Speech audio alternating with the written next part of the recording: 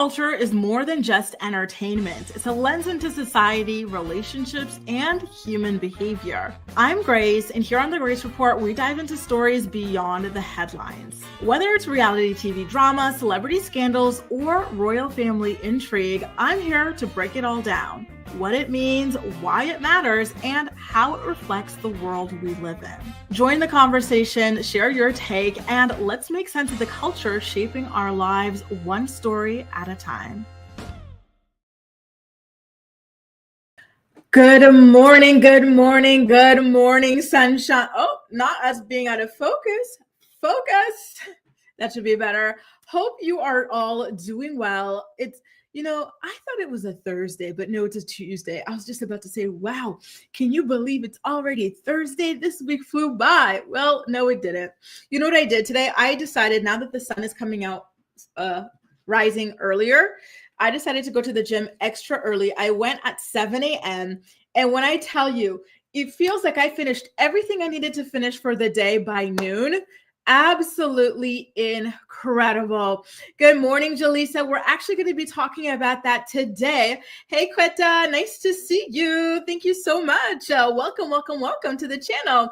Good morning, Paprika, Tyrell, Nikki, Acacia, Jessica, Tadisha, Kahara, Ronnie, Venetia, Michelle, Jasmine, Kristen, Ramster, Ali, Bunny, Princess Tia, Christy C, Linda, Gala, Christy, Minnie, Lucky, Lauren. Wow, so many of y'all here. It is so nice to see you. Selby, Stephanie, oh my God, Monica, Aisha, so nice to have y'all here. Thank you so much. I decided to wear a nice little halter top. Let's see how, ooh, well, this looks like I'm doing like a little OnlyFans thing. Hang on, let me get up so you guys could see the full fit. A nice little halter top and like some high-rise jeans. I said, listen, I've been working hard since October, November. Let me go ahead, give the people what they want, a little bit of the belly button, a little bit of the shoulders. Do y'all remember the Real Housewives of Atlanta couple when they went on the Wendy's show and they're like, we want to see them shoulders bouncing. Every time I'm talking about shoulders, I think about those people. So shout out to them. And yes, you guys, the Diddy stuff was absolutely insane. So in fact, they just started day 2 of the trial today. So people are starting to file into the courtroom, FYI on that. So I want to find a way to be able to continue to cover that story because it is just groundbreaking. We've got so much to discuss, and I got to tell y'all a little bit of a trigger warning because some of this stuff, we already had an idea, an inkling, because we all read the indictment, right? We read it together on this YouTube channel, or you guys might have seen it on other YouTube channels, different websites, etc. But the details that we got from yesterday, worse than anything I had heard already, just absolutely insane. Just the level of depravity is so sickening. Yes, Ali, I love it. Pilates hottie, so glad you were able to go in for an early lesson. And happy birthday to your husband, Monica Gonzalez. Happy birthday to him. Hope you guys have a great day celebrating. And on top of that, we definitely are also going to talk about this. Tory Lanez got stabbed 14 times in jail, you guys. When I saw that headline come through, I said, no way. What is happening, you guys? There's just so much going on within the last 24 hours. Like, I almost feel overwhelmed by it, right? You guys, yesterday we had so much Teen Mom news. It was insane. But today we're only going to, in the Teen Mom universe anyway, we're only going to be talking about Janelle Evans and what is going on with her son, her alleged son, Jace Evans. And the whole thing is just so disturbing. Remember, she was fighting to have custody of him back from Barbara for so long. She thought everything was going to be sunshine and daisies with him when she had him back. And ever since she got this child back, there has been nothing but drama, right? She lost custody of him while she had him back. He ran away a million times over. He was sent to live with a group home. And now she has actually sent him to live with his biological father, Andrew, who he has never, ever lived with in his life. This man is a virtual stranger to Jace. And we don't even know if the man is sober or not. I'm pretty sure that we had heard that he had some sort of like substance issues and whatnot. So just the idea that this man that she probably doesn't even remember, because she had a relationship with him when she was like 16 years old, right? And then he effed off to go modeling in China. And now all of a sudden she's shipping Jace to go and live with him. It is all just so insane and so sad. Like, God bless Jace. He did not have a lucky, easy, fair shake at life. And it is just absolutely insane. Shout out to the US Sun for breaking this story. They said that Jace flew alone. So mind you, she couldn't even accompany this child because it was across states. So they're currently living in Las Vegas, Nevada, and Andrew lives in Florida. So she couldn't even say, hey, listen, let me come with you. That way it's a little bit less shocking to you that, you know, this whole transition and whatnot. Like, you know, I want to come check out Andrew's plays. I want to have a discussion with him about how you're going to be taken care of because I'm worried about you. Like, there's no investment on her end. She just said, hey, listen, get your ass on this plane. This is like the little map of where you're supposed to go. Good luck. Hope you make it over there. Isn't that crazy? Absolutely crazy. You know, like the lack of care is absolutely insane, especially for somebody who said that this is all they wanted in life, right? To get custody of this child back, everything would be perfect for this child if she had him back. And she has proven that that was never the case. Mind you, this is a temporary arrangement. Jace is only going to be living with Andrew in Florida throughout the summertime. Afterwards, he will be going back to Nevada, right? But here's the thing, Andrew, somehow, for some reason, he is looking into schools in Florida, according to sources, right? Just in case the move becomes longer or potentially even permanent down the line, you guys. And so the insider who spilled the beans about the situation is in support of Janelle's decision, saying that this situation might be what is best for Jace, especially after years of instability. But I don't know, Oh, K Minor. We got some good news here. K Minor says, I just finished chemo and rang the bell. Let's ring some bells for you here too. Woo! Great news. Congratulations, K Minor. I am so happy to see that and to hear that. That is absolutely incredible. You are a warrior. Congratulations, congratulations. Cheers to you. Wow, I love that. What good news, Jesus. So back to the Jace story. So Andrew, the source who went to the US Sun with this information says that this is something that could potentially help Jace with his stability and whatnot. But I don't know that Andrew is a stable person, right? He's much older than Janelle. Janelle is already in her 30s. So I believe he's late 30s, potentially even early 40s. Remember, this man was a creeping with a child, right? So he should theoretically be at a stable point in his life, especially because he did not have a child to raise to derail him or anything like that. By the way, Steph says that she was 14, right? 14 times. No, 14 times for the Tory Lanez, my bad. But, he didn't have a child to raise to derail him or anything like that, right? And it still seems like he is not all that stable. But listen, I really hope that this is something that works out. I imagine that Jace probably had some sort of daddy issues and whatnot and wanted to see and experience what it would be like to live with his father and to eventually have some sort of a bond with his father. So I definitely do think that, like, at face value, maybe this is something that he is interested in. And maybe this is something that, like, you know, he finds exciting, right? Especially with, you know, being in Florida and everything with the good weather, having the beaches and whatnot. So, you know, I'm trying to keep things positive, right, for this situation. But I am very nervous because, again, Jace was not raised by this man. Jace has barely ever seen this man. There was an episode of a Being Special, I think it was Being Barbara, where Barbara was trying to set up for Jace to be able to meet Andrew and to be able to spend time with Andrew. And then Andrew stood them up, and then Barbara sent him. She went to the restaurant and everything. And this man promised that he was going to show up, and then he just didn't, right? And so she sent him an angry voice note about him ghosting his own son and everything, right? So I am very nervous. If I were Janelle, I would have at least accompanied him there to have a conversation face to face with Andrew, to set expectations, to talk about what's been, like, everything. But she's not interested. She is a very, very unengaged parent, and it's rather disturbing, to be honest with you. So it just feels like the dynamics are always shifting in her household of who stays and who goes, right? It's like musical chairs of children, or maybe it's Survivor or something like that, where people get eliminated at like any given right moment. Either it's CPS coming to snatch them up, it's this person, it's that person. Like, it is so crazy. So for now, she still has Kaiser and Ensley in the house with her and whatnot, right? And so she says that she's got her hands busy and tied and full with them. But again, I really, really feel for Jace, because one thing that Jace has been expressing on his social media is that he doesn't really feel like he belongs anywhere. He doesn't really feel wanted anywhere. And I feel like continuing to shuffle him around is only going to exacerbate those issues. But I digress, right? And, you know, Lauren and everybody else, like, that's what's really, really worrisome about all of this, you know? And if he did go down this road, God forbid, I wouldn't be surprised, right? Just based off of the life that he has been forced to live. Like, this was not a childhood that was conducive to creating a healthy, a productive, and a well-adjusted adult, unfortunately, right? So I really do hope that he is able to fight and beat the odds. But I worry, right? I really, really do worry, because he was not set up for success. And I hate that. I really, really hate that. I think that, you know, every child deserves to be born into a situation where, you know, they have no choice but to succeed, right? Like where the odds really are in their favor. And it is just so sad. Like,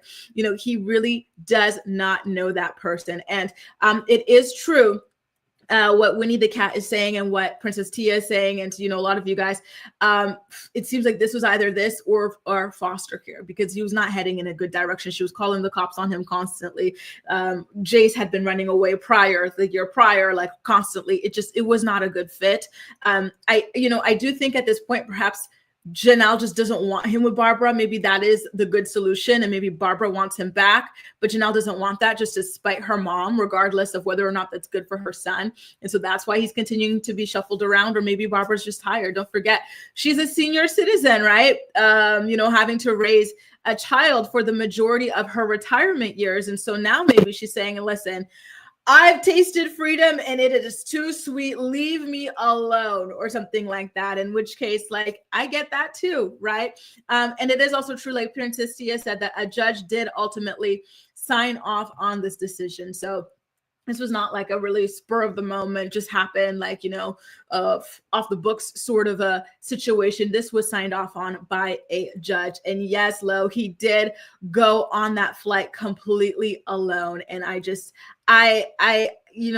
she's so cold. It really is so damn cold. And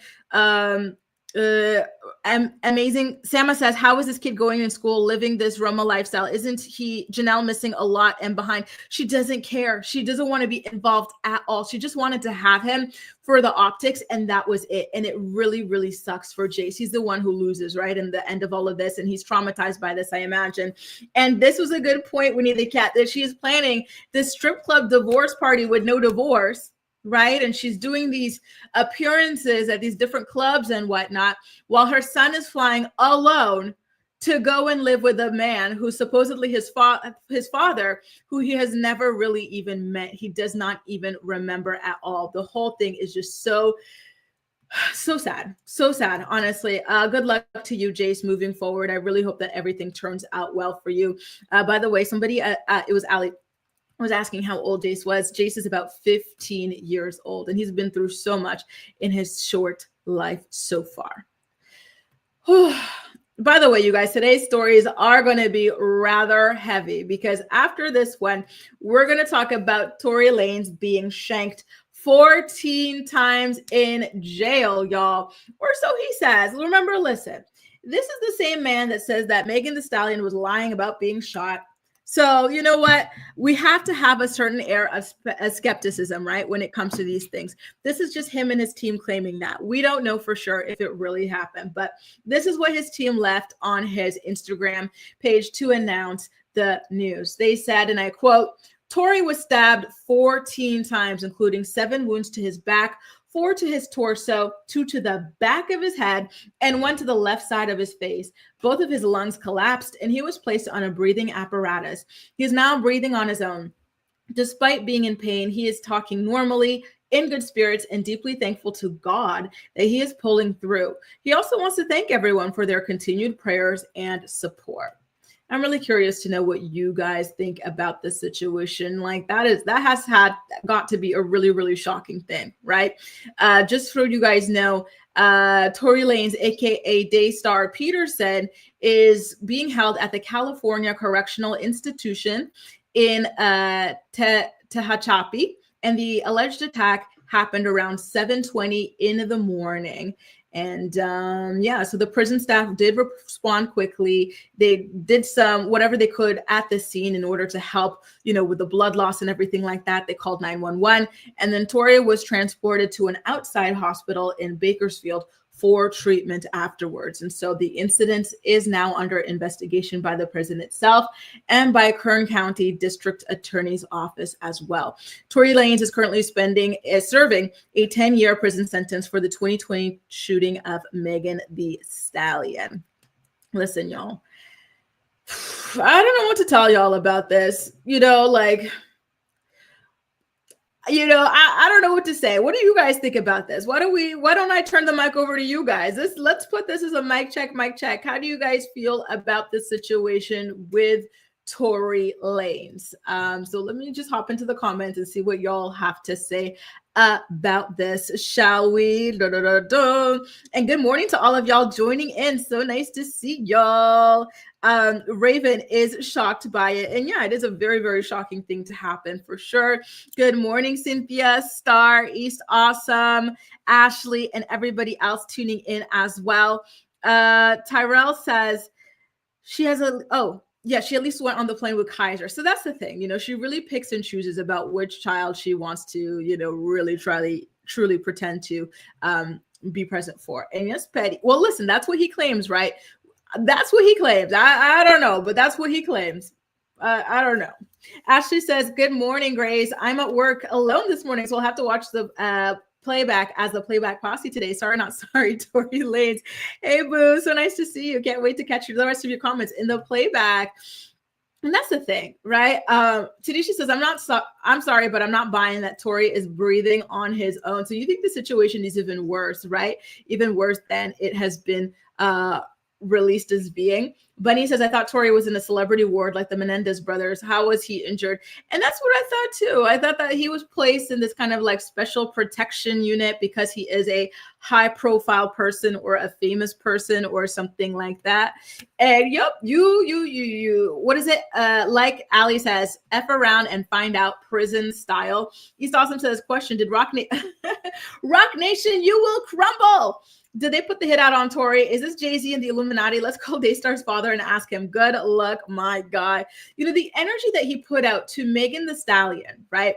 After shooting her, leading this weird hate campaign against her, calling her a liar, just calling her like all kinds of whores and whatnot. I have a hard time feeling badly for him, right? All I could think is, you know what? I hope Meg is okay, and I hope that she had a good morning and she woke up safely and fine, right? After all that she went through, between Nicki Minaj and her get up on your good foot rhymes and whatnot, like she really went through it, and it was very ugly after being a victim of such a horrific act. And so I cannot turn around and pretend that I am sad for what happened to Tory, right? At the end of the day, the energy that he put out there about this woman was bound to come back to him. Joe says he's a known woman beater. It looks like he's finally the woman in the situation. So my sympathy is limited. Sorry. Exactly. Right. Come on now. Come on. Steph says, I have nothing to say either. It's prison, I'm not too surprised. He's a hothead and he has a history of causing trouble. So I'm not surprised he got into a fight. Me neither. Like, who knows what really went down behind the scenes. His team was the first to release the information. So obviously they would release it in a way that paints him out to be some sort of a victim. But we don't know the full story. We're going to have to wait as the story develops to see what really happened, right? Because he's been in there for quite a while now. So it does seem very interesting and strange that all of a sudden somebody would wake up and decide that they want to go ahead and shank him 14 times, including in the back of the head. And, so in such dangerous areas, right, that he would have 2 collapsed lungs. Something had to have happened. Patty LaBelle says, imagine living a violent lifestyle and suffering from violence. Exactly. Are we supposed to feel bad? What is it?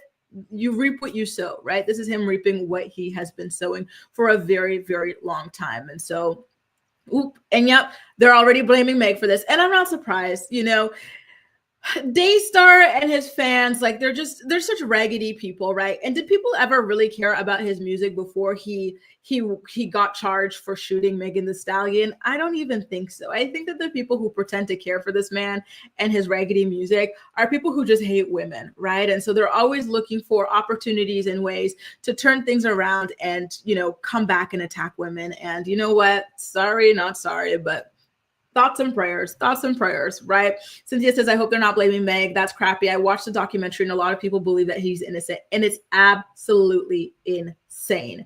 I cannot, I really, really cannot understand why he would even do that, right? He and Megan were friends. He and Megan, they had like a fling together. So how do you go from that to where they wound up, right? Like just very, very ugly, very, very disgusting behavior on his part.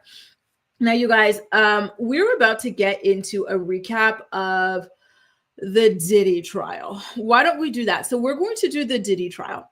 And then after we get in through the Diddy trial, we're going to recap Bravo's Love Hotel, okay?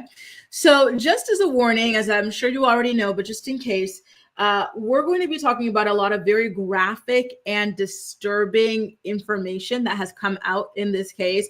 A lot of it has to do with actual violence. And so if that is something that makes you uncomfortable, please feel free to go ahead and hop off now for the next 15-ish minutes or so, okay? And then afterwards, we'll wrap it up with Bravo's Love Hotel, okay?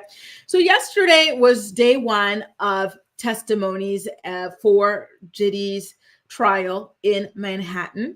His children, they did arrive at the courtroom, all of them, including his young daughters. And so I was mind blown when I saw them walking into that courtroom. I said, why would you as a father put your children through this, especially your young daughters, right?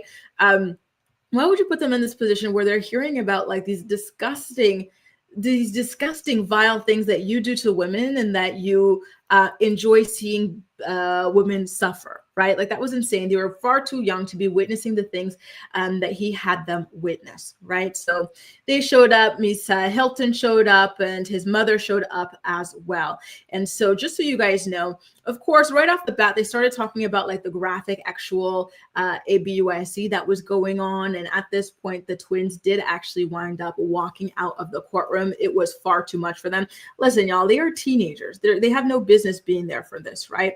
So there were some allegations from an escort who served as a witness. His name is Daniel Phillip, and he testified that he was paid $6,000 per session to engage in actual acts with Cassie while Diddy watched.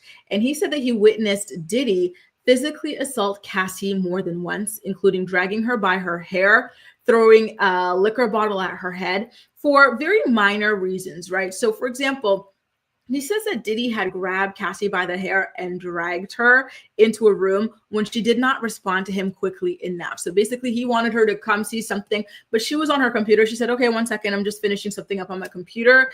And then at that point, he had dragged her by her hair and said, you know, when I say you do something, basically like right here, right now.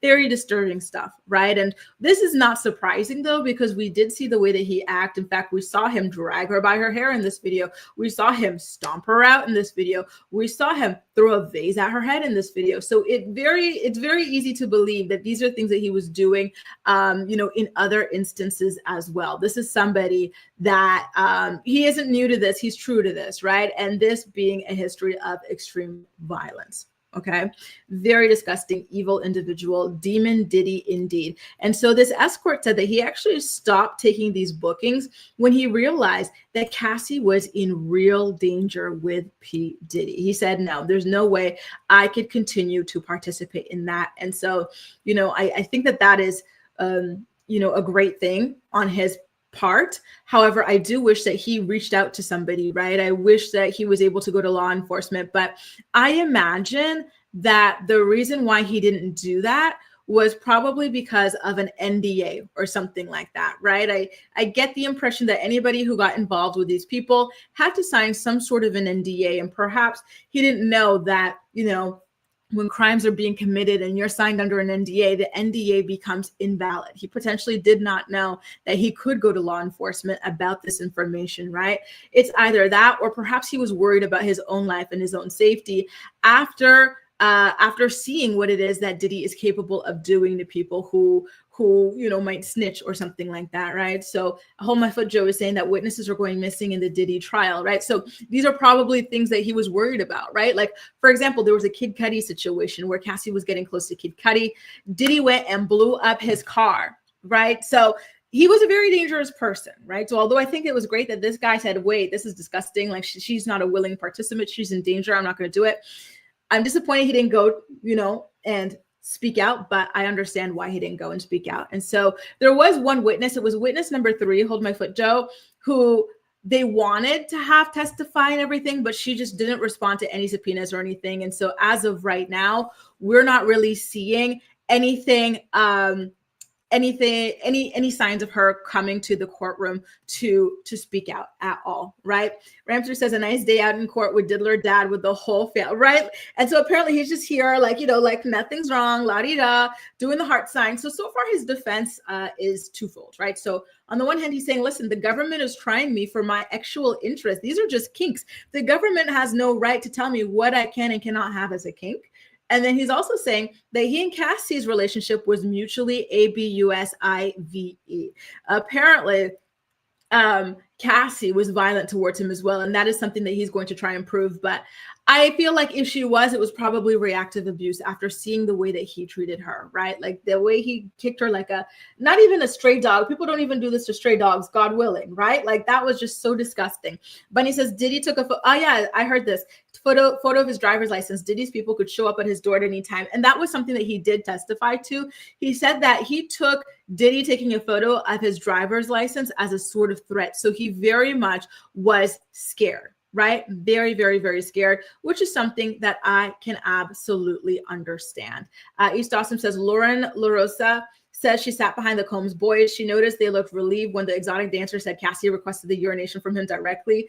The she kinky argument at play. And you know what, we're going to get into that as well. But I hated that because I don't know, right? Like, it's just so hard to know what she was okay with and what she wasn't.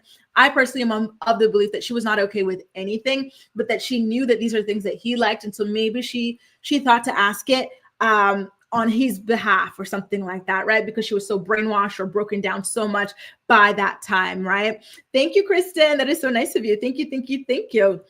So I really, really hate that that is something that came up. And I know that they're going to exploit it to the maximum, but I'm really, really sad about that. So speaking of the urination that East Austin was talking about, there was a moment where in the courtroom where it was said that Diddy had this escort urinate in Cassie's mouth to the point where she was like gagging because it was just a lot, right? And so shout out to the Neighborhood Talk for getting the transcript. So the question was, what if any bodily fluids other than ejaculate do you remember there being in these rooms? Objection. Just on leading ground. Yes, judge, that's overruled. And so the escort answered, Cassie was actually the one that asked me to urinate on her. They had just come out of the room and she asked me if I had ever done that before. And I said no. And she told me to do it. And apparently I was doing it wrong because they both stopped me and told me I was supposed to let a little out at a time and not go full, like take a leak on her. So there's something that you have to notice here, which is when he said that they had come out of the room, they had gone away to discuss something. And then when they came out, she's the one who said this. To me, I get the impression that when they went away, Diddy was trying to negotiate for that. He's like, why don't we get him to do this? You know, he was really trying to push for that or something like that. Maybe this is what they were discussing while they were away, right? I don't get the vibe that this is something that Cassie would ask a random man to do to her, right? It's all just, again, it's really, really, really disturbing, truly, right?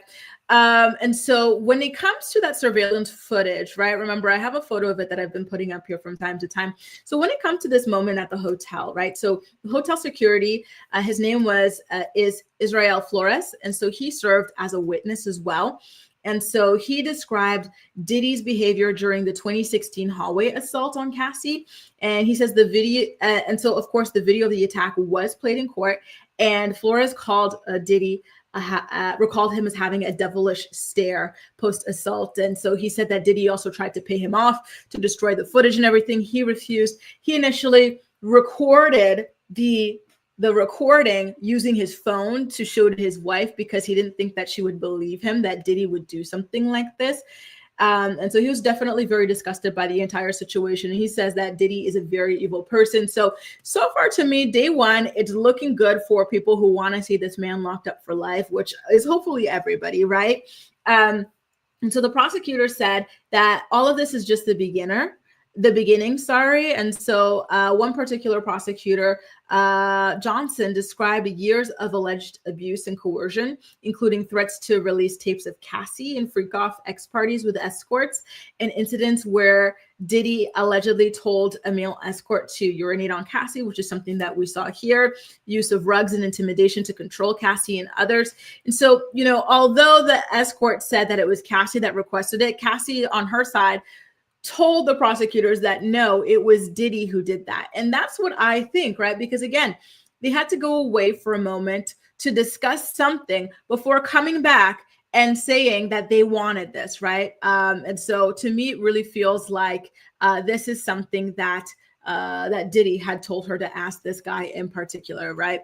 There were other things like role playing and whatnot. Apparently they were supposed to pretend that they had met like at an airport or something and the acting was terrible. So Diddy said, no, we're going to do something else. All sorts of really terrible things, right? And so Shelby says she definitely was not okay with that beatdown. Hell no. And who would be, right? Like the fact that he's trying to act like all of this is nothing is insane. Tyrell says, imagine someone asking you what you do for a living. I hold an umbrella for a truck, man. Are you talking about Farnsworth Bentley? Bunny says Diddy was giving the orders while in another room. Exactly. He was always pulling the strings, right? He really, really always was the one pulling the strings, behind this entire operation. And I hate that now that is being called into question here, and that it could be portrayed as though this is something that Cassie would have wanted on her own, right? And so it looks like the majority of you guys feel the same way, right? AMJ says the same thing. Diddy told her to ask for that. Linda had said that's sad and disgusting. I agree, right? Oh my God. People do that for randoms. Jeez. Listen, if that's what you're into, that's your thing. But why would you ask a random off Craigslist? Why don't you go find yourself like a date, like a nice date on a dating app, and then ask this person eventually, right? Why would you want you don't even know what diet this random person has. Like, listen, and this is like a little teaser heading into our recap of Bravo's Love Hotel. But some people, they probably are burning holes through their toilets because their diets are so freaking disgusting, right? So for example, on Sunday night's episode of Love Hotel, Shannon was so turned off and disgusted by this guy that she really liked named Earl because the man was bragging about the fact that he doesn't eat vegetables. She said, you should be eating your vegetables, right? He said, I don't eat vegetables. She's like, they're important. He's like, so is pizza. Ew. Like, you're like 50, you're like 60 years old, sir, and you don't eat vegetables and you're bragging about it like a kindergartner. That's insane, right? So just going on Craigslist to ask a random, you don't know anything about their STD, their hygiene, their food, like anything is just so scary to me. Like, people are insane. My God. East Awesome says Cassie's previous boyfriend was nerdy as Ryan Leslie. I don't believe she was into golden showers before her boss forced her into a relationship with a weird power dynamic. Exactly.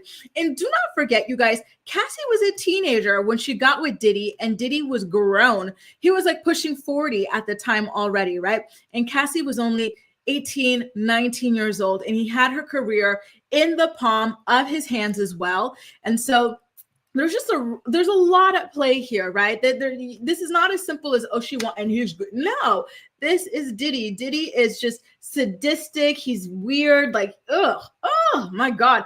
Jasmine says, my heart breaks for Cassie. There are too many enablers around, shaking my damn head. Agreed. So many people are going to come out here and now all of a sudden admit that they saw this man beat her, yet they always stuck around and never actually did or said anything. At the same time, I do truly understand why they would be scared to and whatnot, but like, it's just, come on, why did she have to be the one to come out here and do this and handle this, on her own? Like, I wish that somebody was there to help her, to rescue her and whatnot. Thank God for her husband, because I do feel like he helped to rescue her as well, right?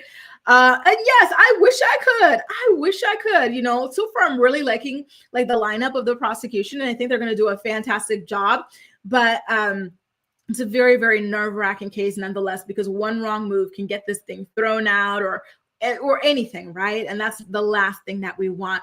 Great question, Princess Tia. Do we know other people getting charged? As of right now, it is just Diddy. But I did hear that some people, like his chief of staff and whatnot, I heard that some of them would be called in to kind of flip on him. Speaking of, people like that were on his payroll, what about the guy, the drug mule? Remember they caught him at the airport with Diddy? When is this guy going to come up? I'm really looking forward to his testimony as well, because I believe that he was offered a deal in exchange for a lighter sentence. And yes, Theo, isn't it crazy? Like, what is this? It's like, why would you be turned on by the suffering of somebody that you claim to love? Like, oh, it just makes me so uncomfortable. And Tyra, apparently you got to do it a little bit at a time. This guy acted like he was going to the toilet all regular. And listen, I don't even want to talk about this anymore. I just ate. And yes, imagine, right? Like, you never know with people. Like, this is so, guys, like, whatever you're into, at least make sure the person that, especially if it's a bodily fluid thing, make sure you're with a healthy person who lives a healthy lifestyle. Oh my God. Like, yes. And it is so true. Like, everybody in California eats, like, they're all about their health and stuff. Like, come on now. Like, you thought that was going to turn her on at your big age? Like, that is so weird. Is it really, Theo? That's crazy. Oh my God.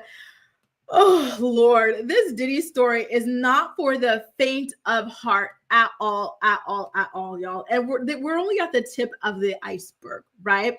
And so, again, Cassie and other women as well were reportedly forced to consume different drugs and whatnot, like MDMA, which makes you kind of like loose and, horny and whatnot. And so it's really, really sad that they have to be coerced that way, allegedly. Right. And so more alleged victims have come forward, including someone named Jane Doe, of course. And so this Jane met Diddy in 2020 and was allegedly forced into unprotected acts with escorts, just like Cassie, taking drugs against her will, just like Cassie said as well, including ecstasy, continuing encounters even after vomiting. So apparently, I think the drugs, the alcohol, the vigorous activity, the sweat, the odors and everything caused her to throw up. So she stepped aside to throw up.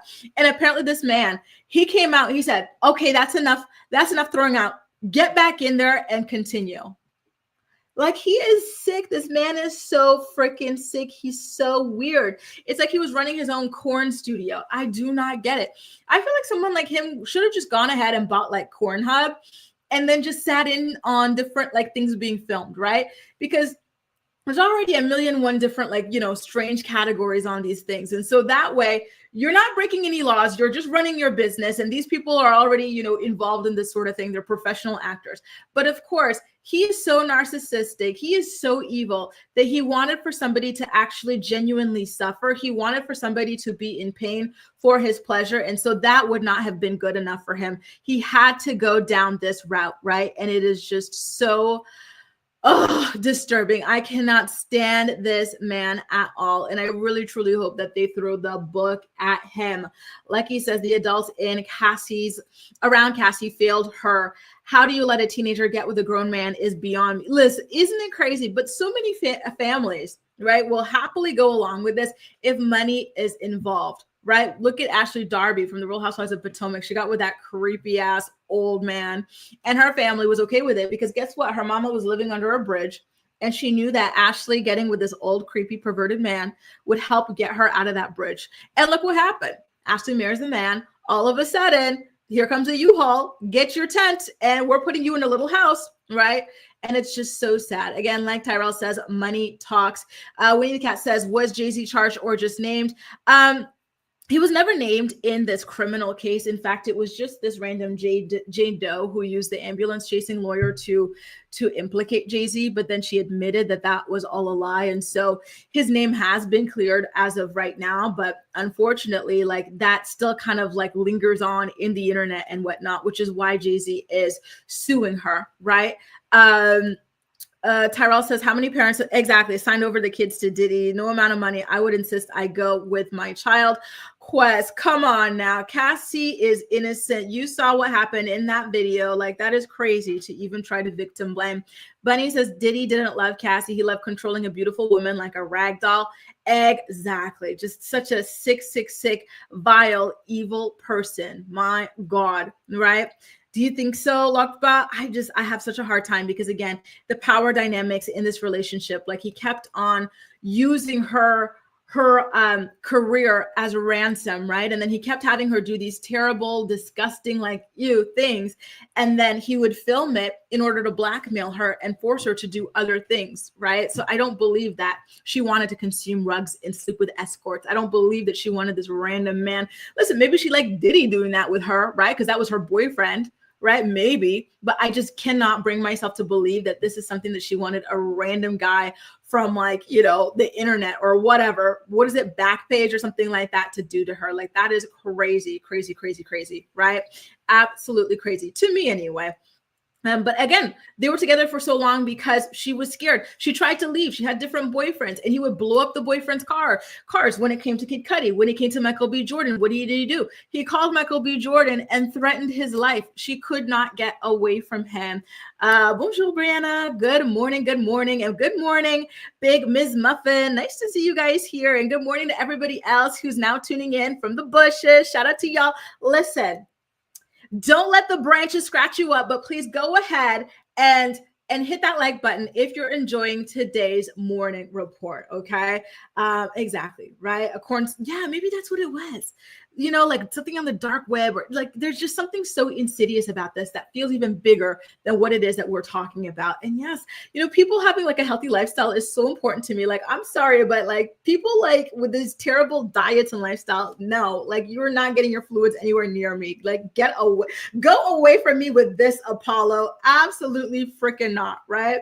So now there's another woman named Mia, who is Diddy's former assistant, who is also expected to testify, right? And she's going to testify that she was SA'd by him and had planned to take the secret to her grave. And then, of course, Diddy's defense team did speak out in order to kind of debunk some of the claims that were being made here. And so his lawyer, Tenny Garagos, who was the daughter of the infamous Mark Garagos, another high-powered attorney, he was an attorney for Michael Jackson, Chris Brown, all sorts of A-listers who were in all sorts of trouble, right? And so Tenny argued that the case is all about consensual adult X and Combs's private lifestyle, the government, quote, invading his bedroom. And then she also defended the large quantity of baby oil that was found in his homes as a personal preference and not criminal evidence. She said it's not illegal to have baby oil in your house. Girl, you know damn well. Listen, I respect lawyers, right? Even though sometimes they piss me off, the things that they will defend. But I respect it. It is your job. But just, as a woman and as a person, like sometimes the things that they will defend is just so sickening to me. But at the end of the day, someone put it in like a really good like way to like kind of understand and like, despite like the anger that you feel sometimes when you see people try to defend these kinds of evil people and people who are even worse than Diddy, it's that, at the end of the day, in the law of the land, everybody is entitled to a fair trial. And so even defense lawyers who are seemingly defending the indefensible, they have a role to play in that, because if, nobody took on this case, or if he didn't get adequate representation, then we wouldn't be able to actually put him in jail. And so, they're all just playing a role in this. It pisses me off. It really does. But that's just what it is at the end of the day. That is how the court of law works, right? My goodness gracious. Lex says Cassie is lucky to get out alive. Look what happened to Aaliyah, period. That's another one that was groomed by a bunch of weirdos when she was young. Tyrell says they even have sites for fetishes like this too. Honestly, it's just, people are so weird. That's all I can say sometimes. People are so damn weird. Like, I do not understand it at all. I have a hard time wrapping my mind around it. And so that is just the only way that I can even like say it, right? Bunny says Cassie was a 19-year-old people please when she met Diddy. Exactly. She knew she had to follow his orders to be with him. And she was already signed to him. So she probably already felt like owned by him, like in a certain regard, right?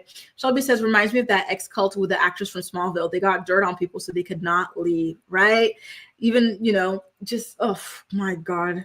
Diddler is just a high-end pimp. You know, that's what it sounds like, right? Because, you know, where's any stories? You know, what's actually really interesting is you don't really hear stories about their actual intimate relations together, you know, what he was doing like during those moments. So it really feels like the majority of like the intimacy that went down in this relationship was between Cassie and other people at his behest, right? And so maybe it is true that he was just a, you know, a PIMP, right? When he says Mark Garagos is now redacting any mention of the orange one in the Epstein files with Pamela Bondi. You know, he's a little bit odd because I do listen to the Two Angry Men podcast, which is a TMZ podcast with Harvey Levin in him. And he got in trouble because on the podcast, he like had said something about the prosecution team. And the judge told him not to speak like that. And so it was like this big thing. And so Harvey was trying to confront him about it, to ask him like more details, this, that, and the other. And he spent the entire time just dodging the questions. And he says that something about like being fond of Diddy. I said, oh God, that's disgusting. Yeah, that's what I had heard too, right? Like, oh my God. Gwen says, yeah, the power dynamic is insane and can't be ignored. Can't believe some people are nutty enough to blame teenage girls. Right.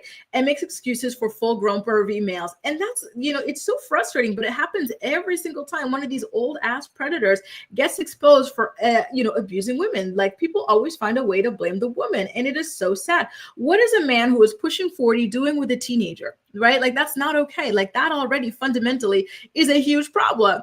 Just as being a felon and illegal, that's what, yes, right? That's what that reminded me of.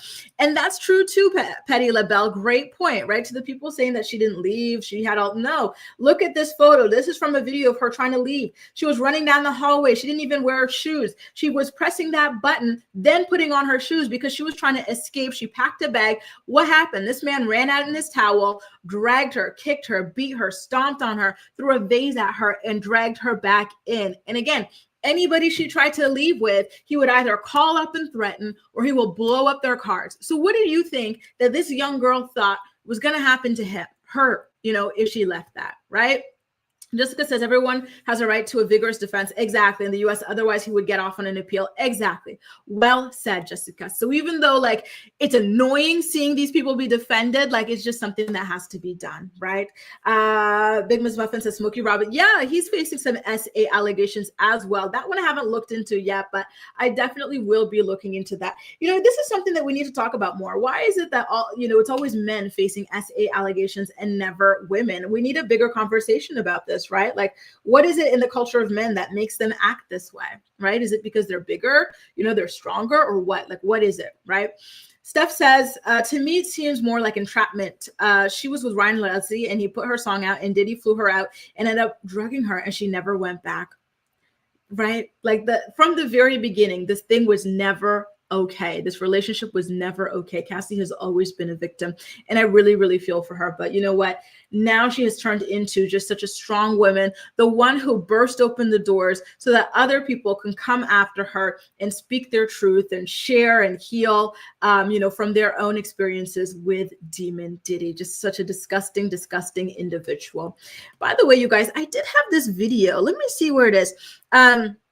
I forgot what this was even a video of. So let's go ahead, take a look at the video. It's something to do with Diddy, but I forgot what it was a video of. So let's go ahead and take a look at it together. Then on the flip side, we're going to discuss it. Okay? Are you happy that you weren't selected, or did you want to be on the case? Or no, I'm happy I wasn't. I felt pretty indifferent about it. Meaning?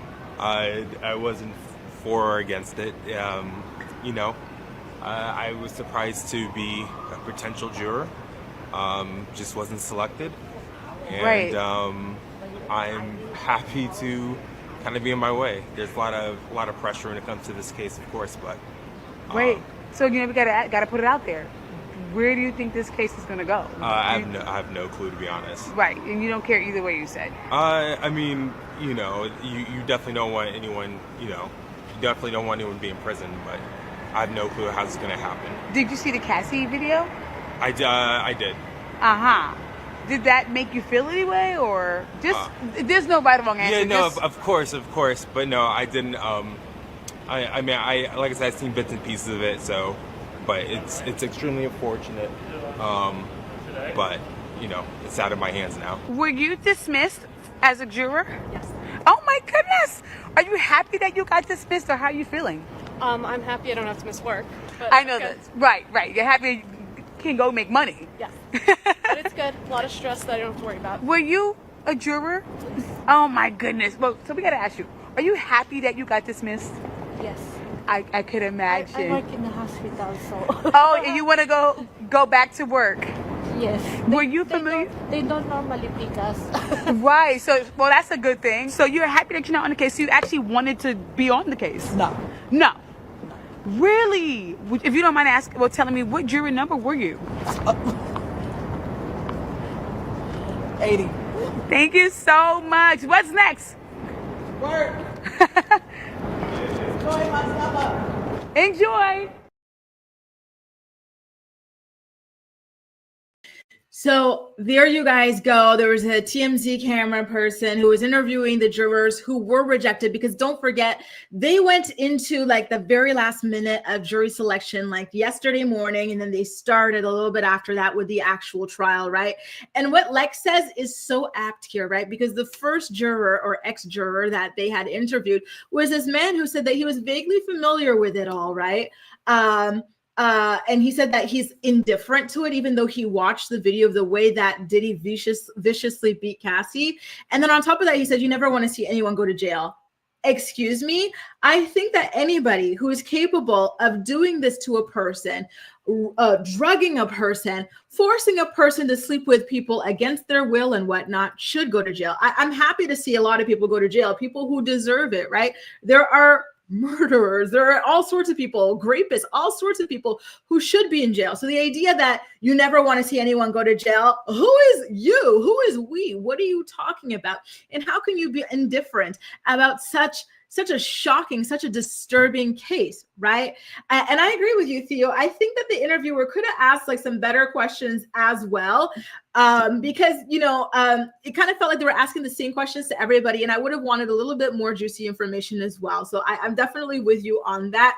Ramster says it's like all these super rich people just have to step up their game every time, getting more money and therefore more. And that's what I think it is, right? Too much money, too much influence, too many yes men around you. And then it turns you into this person where you really think that you're a god or something, and that you could just do these evil, crazy things. Steph says, oh, these people really don't know what's going on, right? So they weren't faking the funk. They really just are so, and look at the economy, right, that we're in. Like a lot of people are struggling just to get by day to day, right? And so they're not as deep in the weeds as we might be about these kinds of stories, right? Jaleesa says, the way I want any man on this jury, me neither. I want this jury to convict him so bad. So any kind of, demographic or whatever that could defend this or stand between that, even knowing that what Diddy was wrong, I do not want them on the jury, right? So, but from what I saw, what did we have? We had like what appeared to be a Afro-Latino man. We saw a white woman. Then we saw an Asian woman. Then we saw a Black woman so far who were dismissed. But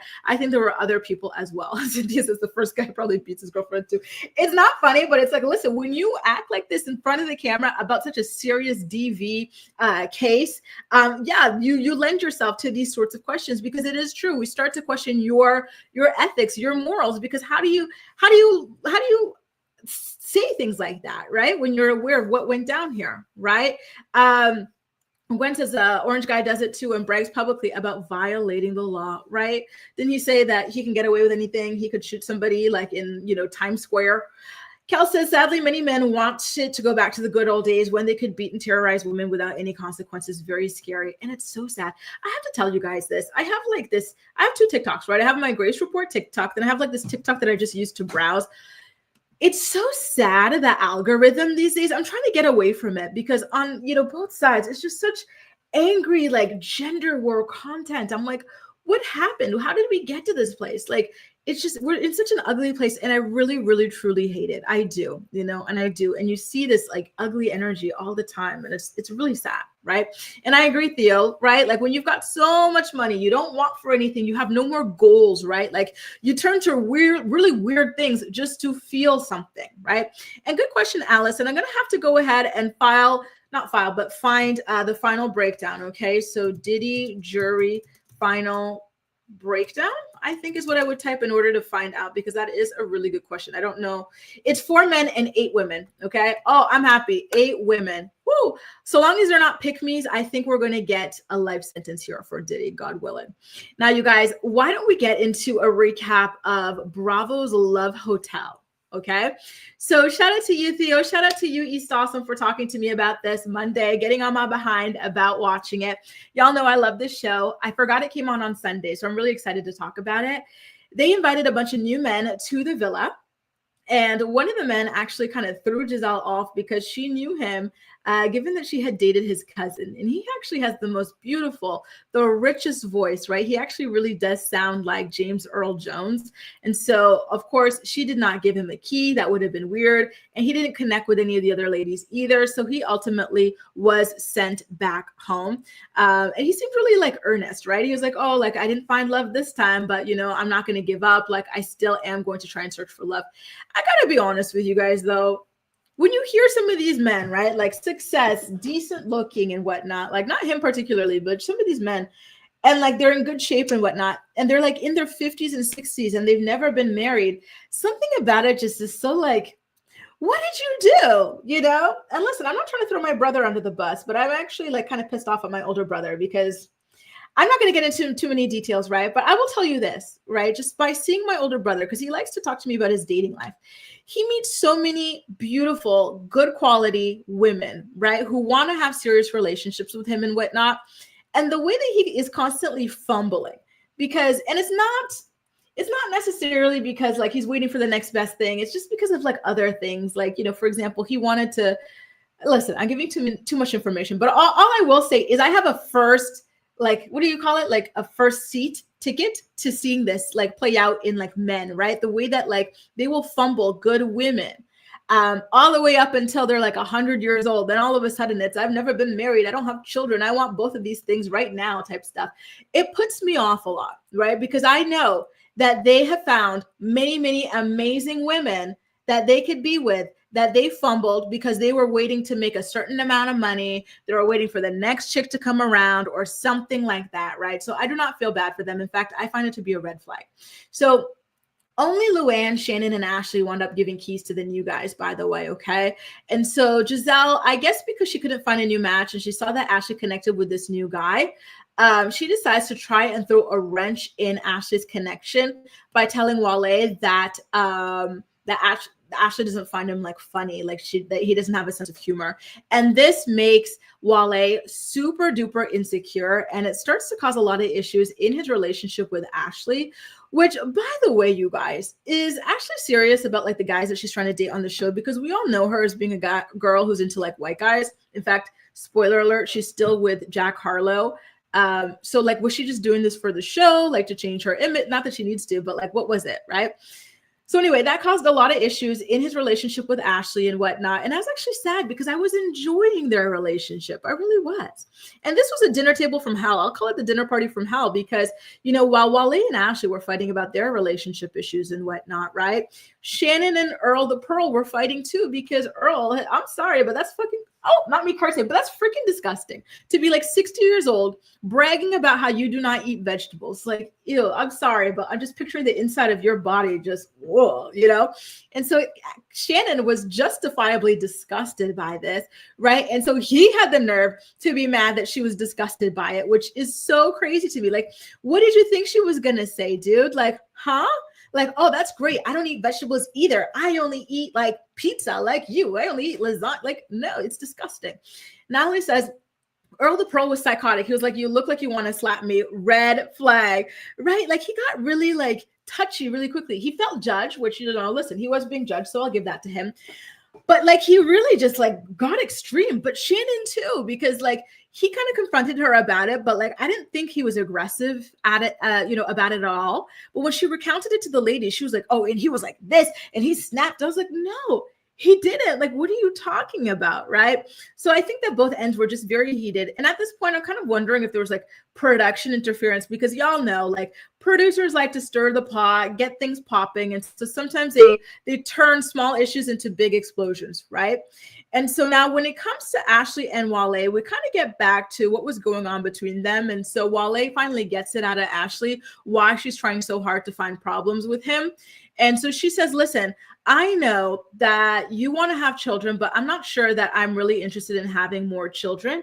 I already have my 2 and whatnot. And so, I really understand where she's coming from, but I wish that she had told him that earlier so that he could connect with other women as well, right? So I found that to be very disappointing for him because I do think that that's another person who is very authentic, right?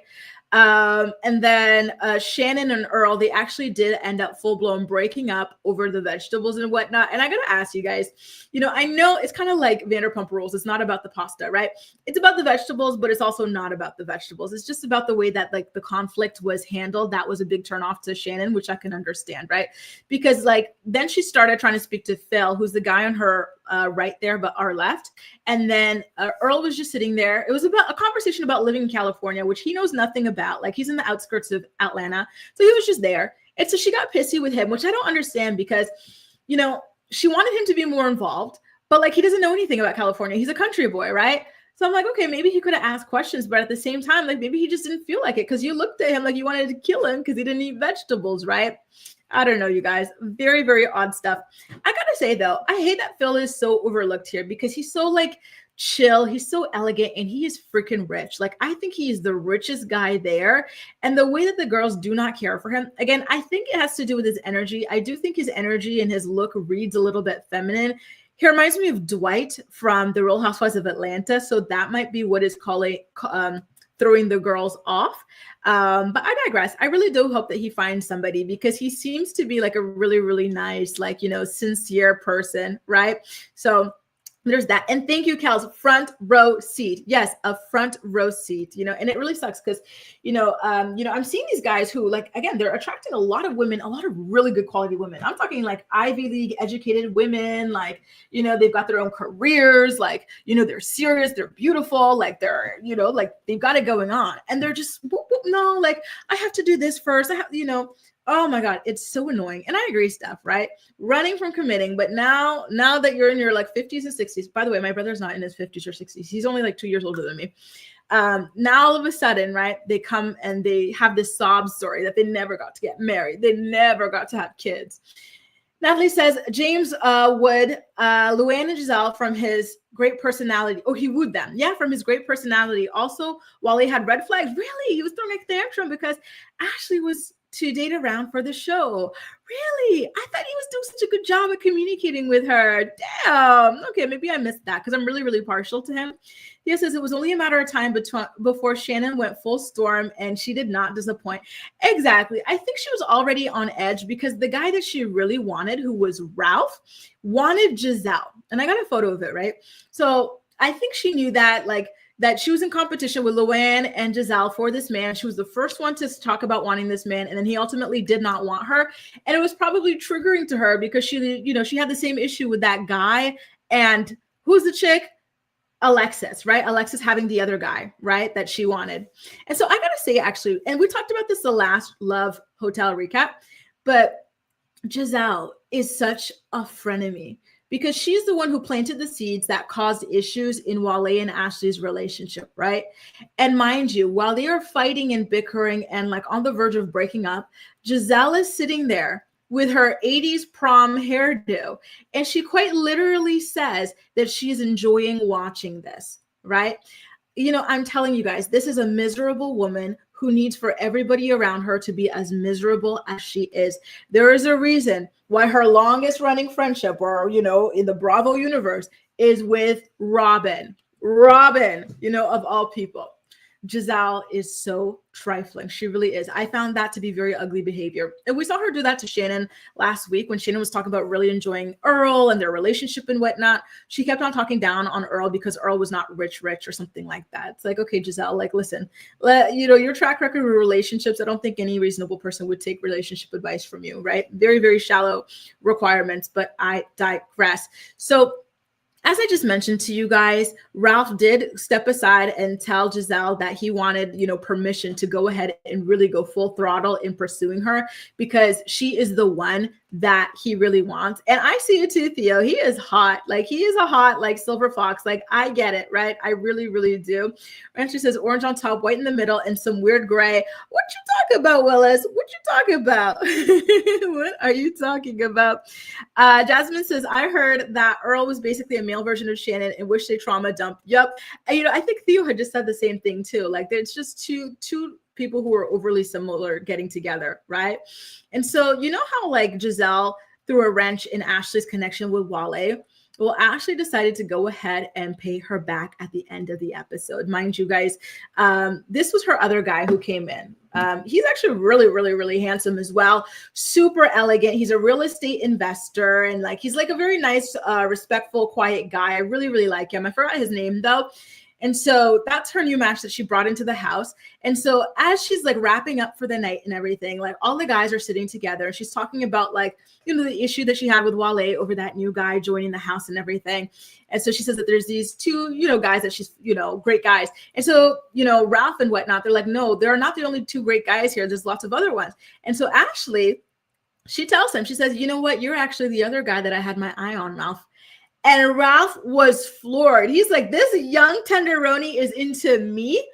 And Wale's reaction and this guy's reaction are both so hilarious because, again, these guys do not watch Bravo. So they don't know that Ashley, she likes them old, right? She likes, like how we have like earwax coming out of our ears because we're young. She likes for these people to have like cobwebs and sawdust coming out of their ears. So they're like, this young, hot girl is attracted by this old man. Wale even says so. He's like, I have never, ever, ever had a girl that I'm talking to also be interested in a 60-year-old. Like, what the hell just happened here? And that was my favorite part of the episode. I found it to be absolutely hilarious, right? And so Ashley says, listen, she doesn't say this, but this is what it reminded me of. Remember when Ashley does like shady things on RHOP and it blows up? And then this one time she said, make no mistake, I made no mistake. She did that on purpose because Gizelle messed with her relationship situation. And so she decided to go ahead, go tit for tat, pay Gizelle back by planting that seed, to kind of potentially throw a wrench in Giselle's connection with Ralph. And I was living for it. Let the games begin, ladies and gentlemen. Such a good episode. If you're not watching it yet, I really do recommend that you watch it because it's so good. Bravo's Love Hotel. Haley said, love, love, love the content, but would just watch to hear Grace say, good morning, sunshine. It's my favorite way to start the day. I love that. Good morning, sunshine. Thanks so much. Isn't it? Oh, just nothing like a nice good morning. Good morning. Thank you, thank you, thank you. Theo says Giselle's on the show just to cause drama. She does not like any of these men. Exactly.